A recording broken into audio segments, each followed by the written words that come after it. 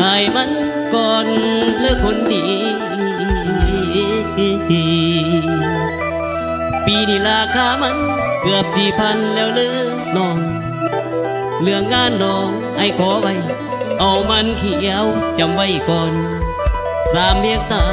ได้บ่น้องพอสิสูได้บ่นางน้องลีน้องคนงามเอ่ย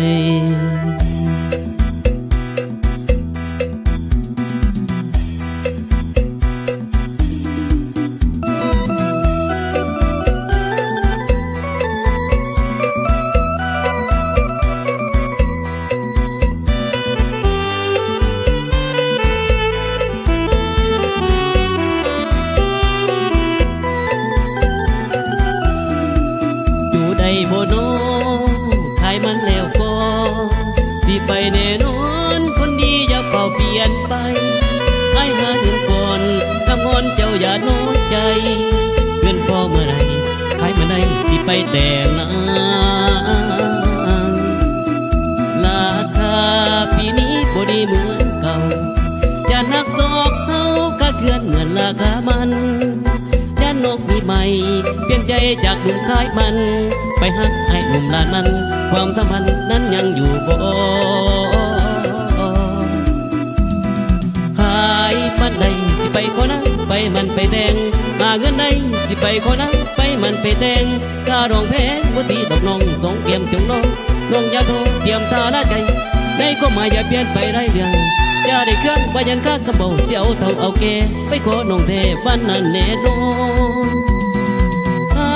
เงินก่อนได้บอกคนดีหักน้องอีหลีไอ้นี่บ่มีเปลี่ยนแปลงไอ้หนุ่มขายมันบางวันจนหัวใจแห้งเหมือนมีของแทงไอ้ลืมหมดลดลงกลางใจ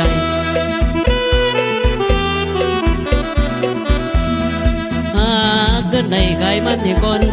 เกินได้ขายมันเหี่ยก่อนมันเขียวบ่ได้ปีนี้บ่พอ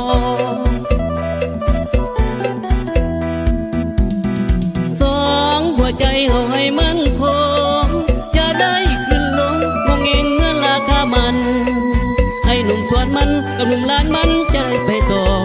อย่าหลอกเพื่อให้ไอ้หลอกไอ้นี่ขอรอฟังทุกคำไอ้นี่ขอรอฟังทุกคำไอ้รอฟังคำนางบอก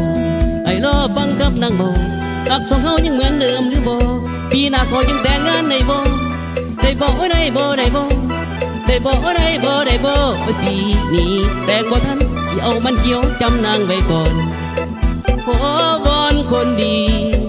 ได้บ่